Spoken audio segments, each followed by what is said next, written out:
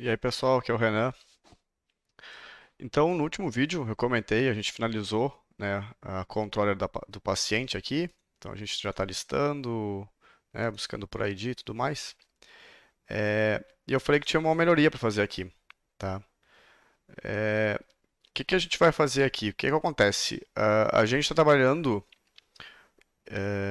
desde o nosso, aqui na nossa API, né, na parte de API que eu chamei aqui, na nossa controller, a gente recebe um objeto do tipo paciente, a gente retorna um objeto de paciente. E o que que é o paciente? O paciente nada mais é aqui do que o nosso objeto relacional do banco, né? É a nossa classe que representa uma tabela do banco. Então, ou seja, quem consome a nossa API, né, chamando ela e recebendo alguma coisa, conhece a nossa parte de domínio da aplicação, conhece a nossa entidade do banco lá. E nem sempre a gente quer que isso aconteça. Nesse caso aqui, desse cadastro de paciente, não teria problema, toda vez que a gente faz um cadastro, a gente retorna, a gente retornar todos os dados. Não são dados a princípio sensíveis, né? Mas daqui a pouco, se fosse um cadastro de usuário, que tivesse um campo de senha ou algum outro campo mais frágil, que a gente não gostaria que vazasse, a gente tem que ter cuidado. Como é que a gente ia fazer para não mostrar esses dados? Então, geralmente, a controller não reconhece, né? Na verdade, quem está consumindo a nossa aplicação não reconhece a classe de domínio. A gente não usa essa classe de domínio aqui da aplicação para trafegar dado. Então, o que a gente faz? A gente normalmente cria uma classe específicas para receber os dados, né? Aqui, então, digamos, a gente está recebendo o paciente aqui. Aqui eu teria, por exemplo, uma paciente request, ou seja, seria um objeto com os dados para quem for fazer a chamada popular eles. E o meu retorno seria, por exemplo, uma paciente response.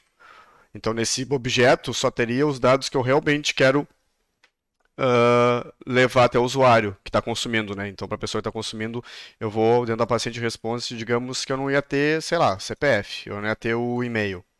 Ou se fosse um cadastro de usuário, por exemplo, eu não ia retornar a senha, tá?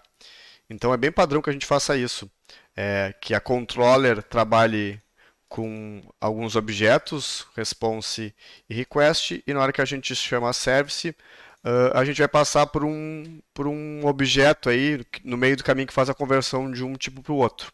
Isso tudo para que, né, realmente a gente tenha um pouquinho mais de segurança em para que quem está consumindo a nossa aplicação não reconheça nossas classes de domínio. Às vezes até um nome daqui a pouco, ó, digamos que a gente pegou uma aplicação que já existia, né, que a gente chama aplicação legada, já existia os campos no banco. Os campos têm um nome talvez não muito coerente, se a gente quer na hora de trabalhar aqui com quem vai chamar essa controller com os campos com um nome mais coerente. Então a gente teria nomes mais específicos e melhores na request e na response, mas por baixo dos panos a gente trabalharia com os nomes das nossas tabelas já existentes, tá? Então isso é uma forma. Então a gente vai fazer essa alteração aqui. Eu vou passar a retornar um paciente response e vou passar a receber um paciente request. Nesse nosso caso, não seria um problema a gente trabalhar, tá? Não teria necessidade. Mas eu adoto como um padrão, né? Embora e nesse caso que vai acontecer de fazer sempre dessa forma, é que como eu não pretendo esconder nenhum campo, a minha paciente request e a minha paciente response, elas basicamente vão ser iguais à minha paciente, tá? Mas não tem problema, a fim de estudo, essa é a ideia que eu quero fazer aqui mesmo, e eu no dia a dia trabalho sempre assim, eu sempre crio responses e requests específicas para que realmente a classe de API não reconheça a classe de domínio lá, tá? Então eu vou precisar criar a paciente response. Então eu vou vir aqui, quando a gente cria assim, eu posso dar um Alt Enter e tem aqui, ó, Create Class Paciente Response. Eu vou criar dentro da parte de API e eu vou criar uma package aqui, eu vou dar um nome. Vou fazer separado, na verdade, aqui. Ó. Vou vir aqui em API Controller. Vou ter que criar uma package nova. Ele vai automaticamente mandar colocar package dentro da controller. Eu não quero que seja no controller, tá? Quero que seja no mesmo nível da controller. Então eu vou chamar uma de request. Então vai ter uma request. Eu vou também ter uma package chamada response. E aí então eu posso criar aqui, ó, a paciente response. Deixa eu ver se eu consigo alterar aqui. Não consigo. Ponto request. Então, eu acho que eu criei errado, não criei? Criei paciente response dentro da request. Vou fazer o seguinte, vou fazer um refactor aqui, vou arrastar. Arrastei para response. E agora, aqui a request, eu vou criar dentro da request mesmo. Aqui, tá. Beleza. Então, eu vou ter o que que são essas classes aqui, tá? Às vezes a gente dá o nome de DTO também. DTO significa Data Transfer Object. Então é só uma classe para transferir dados mesmo. Então a gente pode pegar inclusive a paciente aqui, ó, e copiar os campos. Então eu vou dizer que a minha paciente response aqui, ó, inclusive vai ter o ID também na minha response, não tem problema nenhum. Então, vou fazer ela igual. Eu vou colocar aqueles campos lá, o que preciso criar os getter e setter, tá? Para que o que acontece? Por baixo dos panos, quando a gente manda via JSON aqui, ó, ele faz um salvar mesmo, que a gente manda os dados aqui, ó. Ele tem que setar esses valores lá. Então a gente tem que criar essa classe com getter e setter aqui para que ele consiga, né, o Spring ali, setar esses valores aqui, tá? Aqui é o response, getter e setter. Eu vou criar, ó, eu vou usar mais duas anotações aqui do Lombok, que é para ele criar um constructor com todos os campos e um sem nada. Ó, no args constructor, tá? Então, e eu vou fazer a mesma coisa para request, certo? E a paciente request vai ter também os mesmos campos. Na verdade, o ID não vai ter, né? Porque a gente não precisa mandar o ID na request. Perfeito, paciente response. Bom, passei a receber o request aqui. Eu vou alterar o nome aqui, ó. A gente pode vir aqui, ó. Shift, se não me engano, F6. A gente altera aqui, eu vou alterar para request. Tá? Vou dar um nome mais genérico aqui, request. Tá? Bom, e agora está dando erro, né? Porque o que eu estou fazendo? Eu estou chamando o salvar, passando um paciente request, mas ele espera receber um paciente. Então agora a gente tem que transformar esse paciente request em um paciente e aí então chamar o salvar, tá? Vou criar outra package aqui chamada mapper. E dentro dela eu vou ter um paciente, uma classe chamada paciente mapper, certo? Então ela vai ser uma classe aqui só de transformar um dado no outro, tá? Eu vou até criar aqui um método público estático. Depois a gente vai ver por que ele é estático. E eu vou chamar ele de toPaciente. Se ele é toPaciente, então ele recebe uma request, um paciente request. E ele vai transformar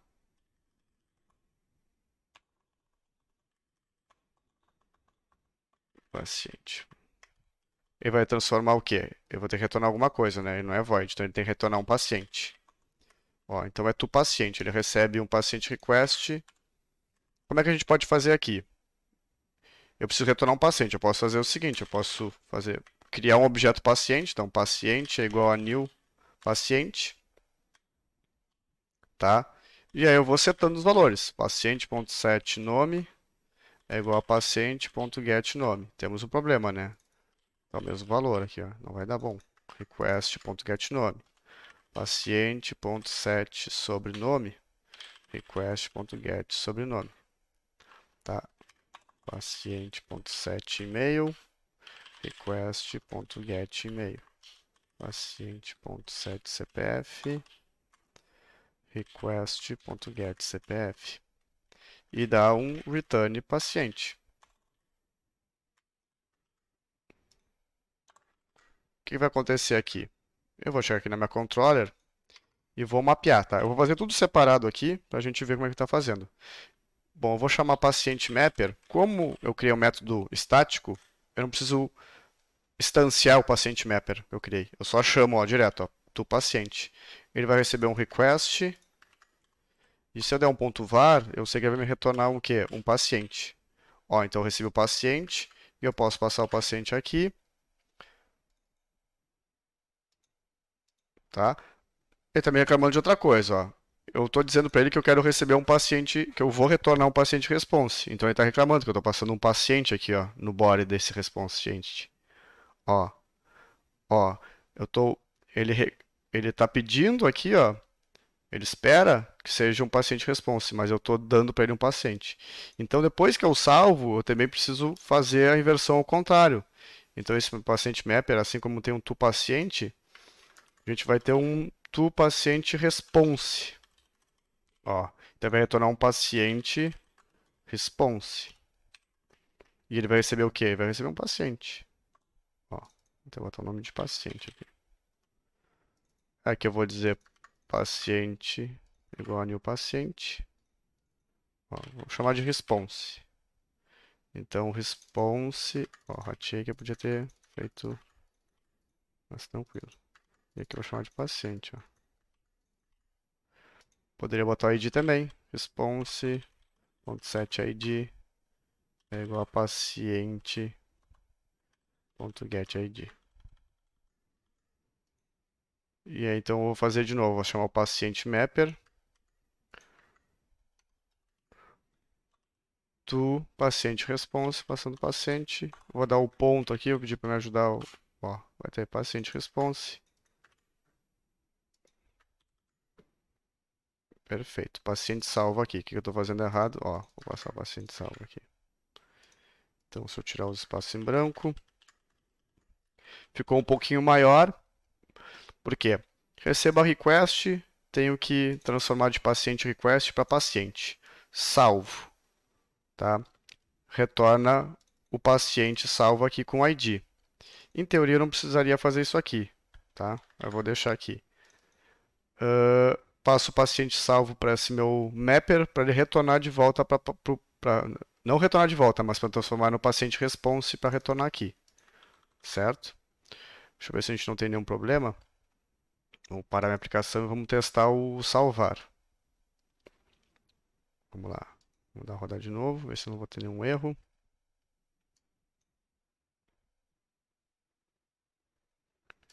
E vamos testar o salvar. Já estou com o salvar aqui. Vou cadastrar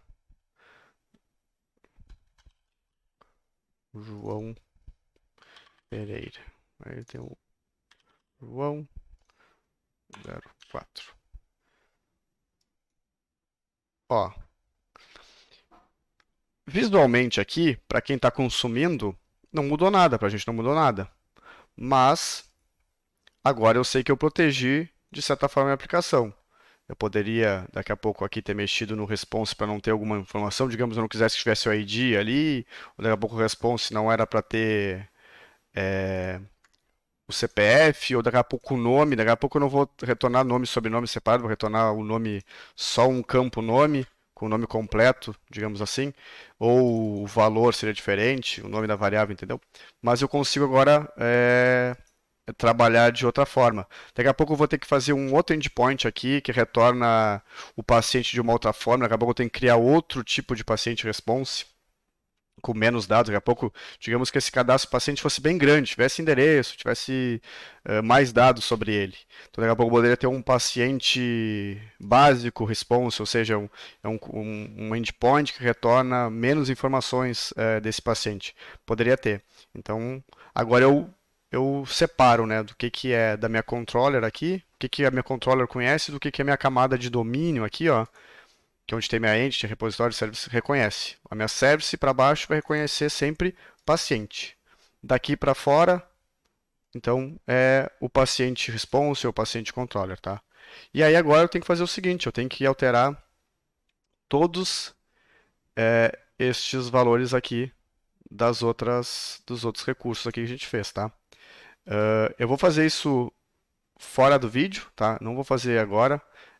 o processo realmente é o mesmo, ficar chamando ali. Então vai estar comitado, vai estar lá no GitHub. Então, se está no YouTube, aqui na descrição desse vídeo tem o link lá pro repositório do GitHub. Então o código vai estar lá direitinho, tá? Tá? Então a gente se vê aí no próximo vídeo aí, onde a gente vai continuar implementando esse microserviço que ainda tem bastante coisa pela frente.